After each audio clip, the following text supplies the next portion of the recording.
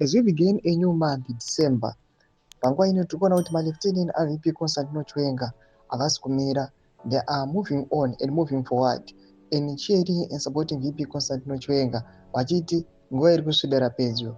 Chiti is the only one panguva ino ari kuonekwa kunzi he has the capability to stop the Zvigananda faction and kuuya panguva ino achimisa ese ma-amendments angada kuitwa ekutemba the constitution. Ndipo subscribe like watomba bell icon.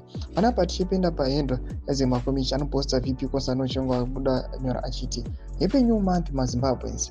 They are trying to rewrite our nation's history and alter the constitution for their own gain. If you are not vigilant, one day we will wake up to find these 2030 opportunists controlling and owning everything. Only VP Chiwenga can stop this. Tisakanganwa kuisa mukanya na mai Chiwenga mumunamato yedu.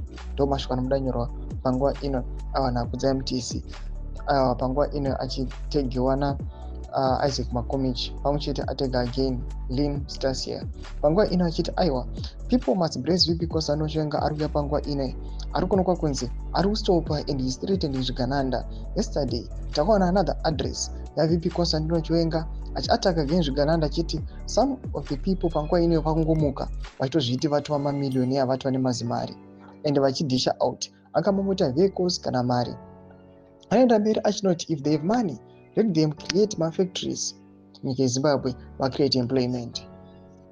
Ndo mashoko ari kuda panguva ino yatiri kuona kuti vana Isaac Makomichi panguva ino pakuuya vachibheka VP Constantino Chiwenga zviri kunyatso a tense situation panguva ino inoonekwa kunzi each and every faction haisi kumira.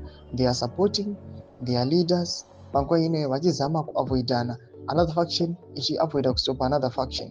Nekume section medu mbori dzamafungiro enyu matudii pamusoro pechitiko ichi. So subscribe or like, check on the bell icon.